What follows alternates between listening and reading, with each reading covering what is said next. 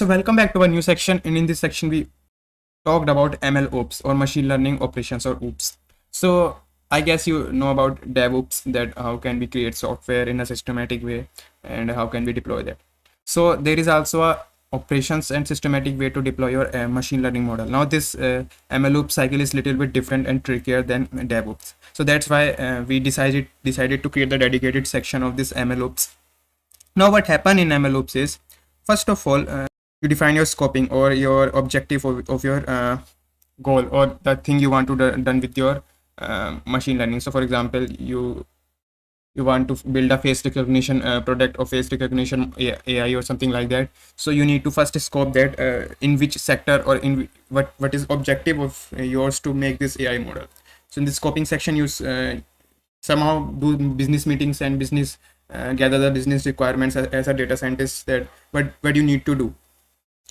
After that, you go to the data engineering part where you define your data, collect your data, or in some case you need to buy data because some data is very expensive and unavailable on open source internet. So you need to buy that data, or you need to also gather data from internet, or also need to web scrape the data, use web scraping, and fetch the data from SQL or any other data source. So in data engineering, you gather the data, fetch the data, and also do data engineering on that particular data. So for example, you gather the data, this is sure that your data is not clean now, so you need to clean your data, that we talk about in pandas section, that how can we clean the data. So you clean the data, apply different transformation, remove null values, do feature extraction and feature selection, etc. So you, in this part, you collect the data and pre-process the data. After that, in modeling part, you select a AI or deep learning model or ML model or algorithm like transformer, CNN, RNN, etc. according to your use case. You select that particular model and you train your AI with the help of this data that you prepared. After that, after training your model, you track this accuracy and the loss of your model. Now, if the loss is less and the accuracies are decent and good accuracy, this is okay. But if your accuracy is somehow degrade, or the accuracy that you want to achieve is not achieved in the first step, so what you need to do is you need to iterate this step, this data engineering step again. You need to again capture some more clean data, some more informational data, and also need to assign job to data labeler. For example, you fetch lots of data but the data is not labeled, so you need to label that particular data also, or need to outsource your job to human labeler who labels the data manually. So you do the data engineering part again. After that, you again retrain your model. Now you are happy with your model. If you are happy, then we go to the next step. But if you are not happy, we need to again go to the data engineering step and iterate through this process. Now you're seeing that this part, this thing is a little bit trickier as compared to DevOps. So that's why machine learning MLOps is a trickier part, and if you master that MLOps, you become a great data scientist or a perfect data scientist.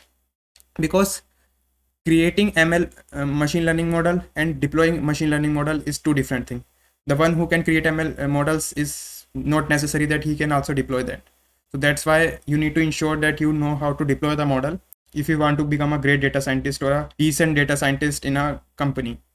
So that's why you need to learn some theory about this MLOps. So after that, we use this modeling part.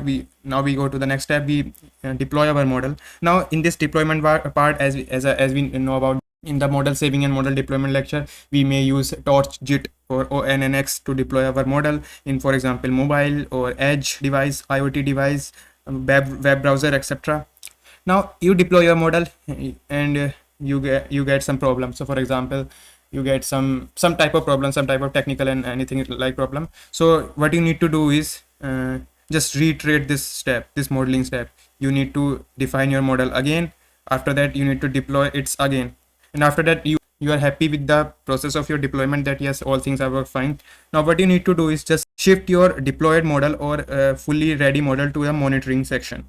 So there is a lot of tools out there in the market from which you can monitor your model, that how it's working in the live. So for example, you deploy your model to a social media website that track some offensive comments. So in the monitoring section, you track that particular comment and what prediction that your model gives to that particular comment. So in the monitoring part, you monitor your model accuracy or data that feed into model, or any matrices or lots of matrices you can track in this monitoring part.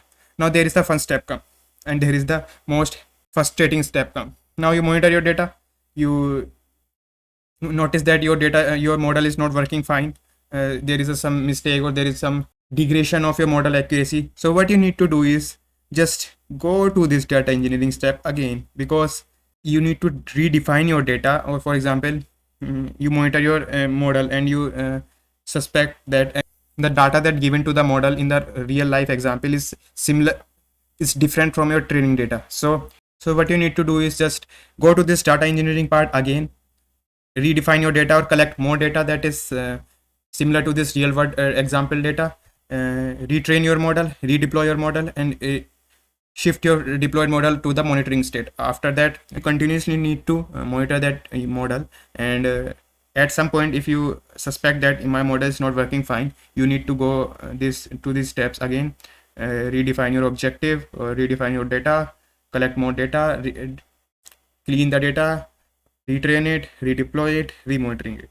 So this cycle is sometimes run infinitely, because for example, your model is in financial service. So financial service is very sensitive topic, or sensitive service, sensitive industry, and the stakes are high in the financial service. So you need to continuously monitor your model, and if you suspect something, some fraud, and some for example, some unsuspicious or suspicious activity, you need to retrain your model, or redefine your model, and redeploy it, and again start monitoring of it.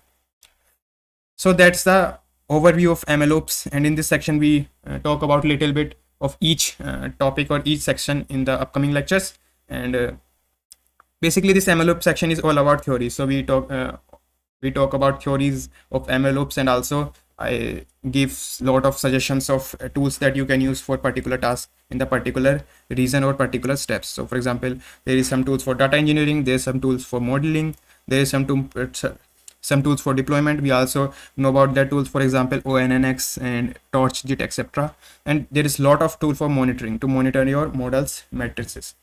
So that's all for this introduction lecture. In the next lecture, we are going to starting our MLOps discussion, where we start from the scoping part, then data engineering, then modeling, then deployment, and in the last, monitoring.